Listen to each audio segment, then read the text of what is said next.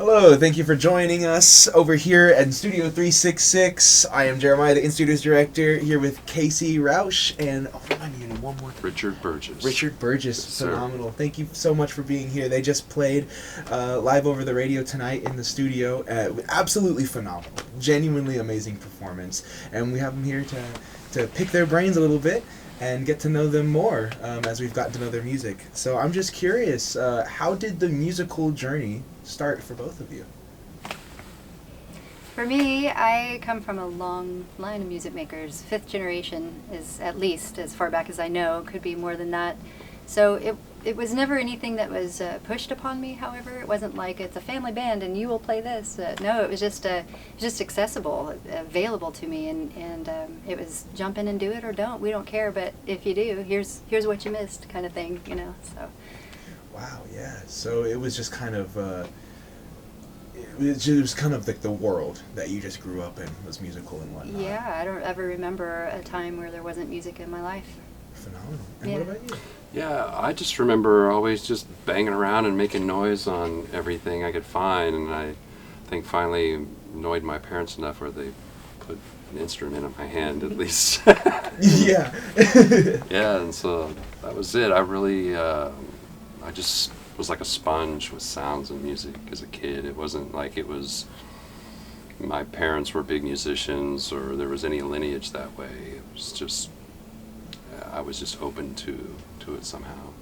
Wow, yeah. And look where it leads. I know, here I am. Different beginnings, It's but it's great. amazing how it all, ends up working out. So, speaking of where it led, how did you two meet and start making music together? Oh my gosh, I think I actually was making a solo album, and I had met Kasey. I'd played with her one time before at a murder ballad ball with Tony Laddish. Oh wow. He was a guy I was in a band with, and he knew Kasey, and they did a thing at a duet, and I was like, oh, I need to get her to sing harmonies on my record. So I asked her to, and she said yes. That was, what year was that? I don't even remember.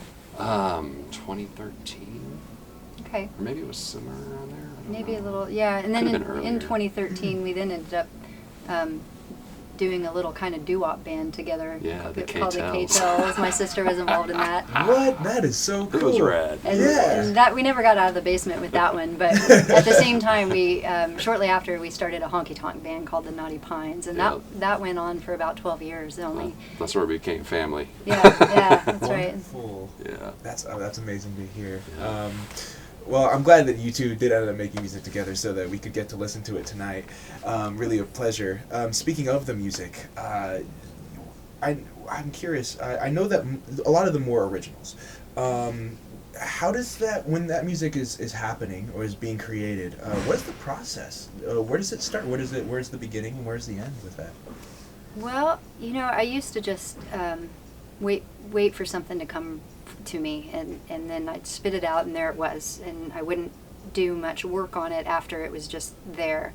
But as I grew more interested in songwriting and more confident in my skills, then I started just capturing little snippets of things here and there, and ever so often I would make the time to sit down and write and find that routine, and then I could, even if nothing was coming to me in the moment that I sat down to write a song, then I had a record of all these little snippets that I could go back and review and draw inspiration from. And sometimes all my little snippets that I would do on completely different days and different times, there was a theme in there, and I could kind of weave those together and kind of craft things a little bit more. So, started just spitting them out, and then from there I started honoring the craft a little bit more. And it used to be I would never write without a guitar in my hand, and then I found with my limited guitar playing, because I can hold a rhythm pretty steady, but I don't do a lot of fancy stuff. I know the basic chords,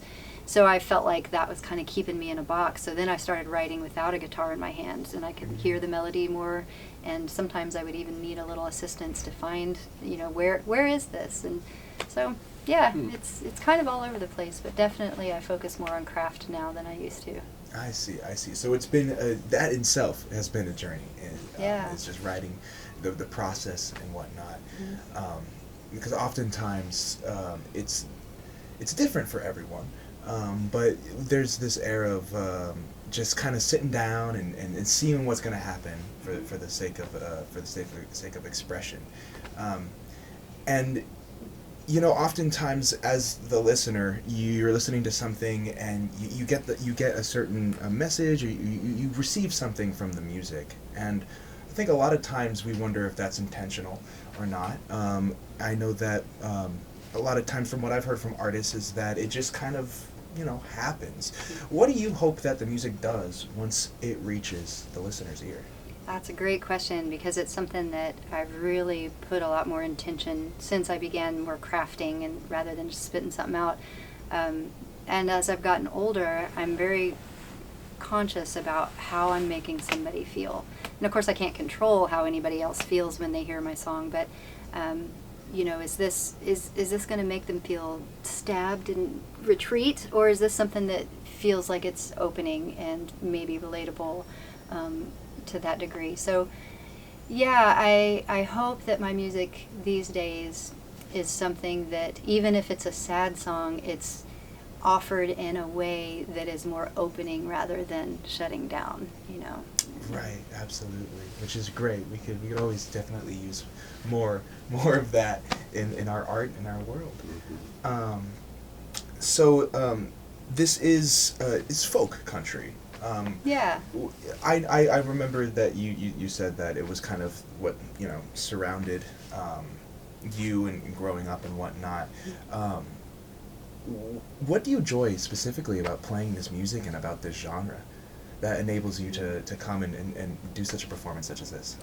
I love how accessible it is, how we can come in here with only our instruments and our voices and play music with no fancy setup. Or I love that we can plug into some electricity and bring up the volume and rock out a little bit more.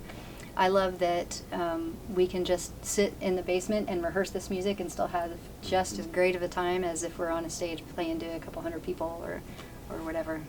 Wow, yes. It's really, I also think it's just a really pretty genre. Just, at the end of the day, Yeah, I think the sounds that are made with the instruments are just beautiful. And speaking of these instruments, I'm a bit of a music nerd myself, so I'm always trying to see what people are using. Can you tell us a little bit about the instruments that you used, and if there's any history to these instruments? Mm-hmm. Yeah, well, this upright bass actually is made in Kansas City by Anton Kreutz and his squad down there at Kasey Strings. They did all finished work, and they keep it playable and rocking. So yeah, that's the story. That's the history on this bass, at least. So everything that is all made locally. Is that what you're saying, or do they just piece it together? Well, they cut down the big tree for it somewhere in Canada, I think, or up north. But other than I think they did a lot of carving of it here, and the assembly and dialing everything in. That's really, really cool. It's pretty amazing. You don't hear that too often. No, it's pretty great. And this guitar over here. Yeah, that's kind of a fun story. I've played that guitar for, I don't know, about a decade, maybe a little bit more. And it's a 1967, I think, Guild, call her Gilda. And he just mentioned Tony Laddish earlier, who's kind of helped us meet. It was his guitar, and he came to me one day going, "Kasey, I got this great guitar for you." And I was like, "Oh, Tony, I'm not in a position to buy a guitar." No, this is your guitar. You got to have Tony. I can't afford a guitar right now. Kasey, you got to just take this guitar. Wow. And so I borrowed it for a little while, a few weeks or so, and I went back to him. I was like, "Man, that's a great guitar, Tony, but I can't buy it now. Just pay me whatever you can when you can." And ended up over a series of years, I paid him what I could, and until now that the guitar is rightfully mine, and it's my gigging guitar. I love that thing. I'm a small gal, so I had been playing these guitars that were great big, and had my arm way up here like this. And what I love about this guitar is that it's a small enough body for me, but it still has that rich, deep sound. A lot of smaller body guitars can get real tinny sounding, and this one still sounds real nice and rich. Absolutely, yeah. And Big rich. You're called. So yeah, that's awesome. Thank you for letting us in that world. I think oftentimes a lot with interview questions, we tend to focus on what has been done, but I'm curious about, obviously the musical journey is not over. What are we looking forward to, or maybe some things that might be dreams or aspirations, things that we just can't wait to do or would like to do? Studio time. I'm really looking forward to some more studio time. I have probably 30 to 40 songs that have still need to be recorded. And so I'm not gigging a whole lot this winter. I'm a caregiver for my grandma. She's 99, my tiny grandma. Hi, Grandma. Tiny. And that's my main priority right now, and it's such a blessing, such a gift to be able to tend to my grandma after she tended to me my whole life. So what I'm focusing this winter on is kind of getting to know these newer songs I've written, writing some more, and slowly getting into the studio and just recording them one by one. I have a new little home studio that I've built out of a camper. I gutted the camper, took out the kitchen and the booth seating, and I took out the bathroom, and I made it an isolation vocal booth and that kind of thing, and hope to also get into some voiceover and audio work as well to help pay the bills while I'm caregiving and not gigging. But my recording fund is coming from Patreon, so patreon.com/Kasey Rausch, and that's where I put brand new songs I've just written that aren't even fully fleshed out yet, or just some prose and poetry and general ramblings and writings and things. That's really amazing how you managed to carve out your own little space. Thanks. That's super inspirational, really. Thank you. Yeah. We do what we can, folks. Absolutely. One step at a time. That's right. And what about over here? Well, I want to play on all these 40 songs. That's what my future was. Yes! That's what I'm looking forward to. And I play with lots of my music friends, and so I love all that. And that's what I just continue to say yes when people ask me. So Absolutely. that's what my musical future is like. Yeah, more and more local music is what we need. It's really what we need. Fantastic. Well, that's about all the questions that I have for you folks. Do you have anything to say to the folks at home who are watching this? Maybe are on their own musical journeys, or are interested in learning more about music and want to do more with it. Yeah, I would say remain open, say yes. If you find yourself the best one in the room, find yourself a new room real fast, and always be willing to be a beginner. That's right. Good. Very important. Well, perfect. Thank you so Thank you. much. This is Kasey Rausch and Mr. Burgess. Thank you so much for coming in. Thank you for joining us over here at KJHK Live at In Studios. We have sessions every Thursday at 7 p.m. and you can find Kasey Rausch's music streaming on all streaming services under the name Kasey Rausch. Is that correct? That's right, and KaseyRausch.com. Phenomenal, and a Patreon under the same name as well. That That's right. we can help support local music. Thank you so much. Thank you.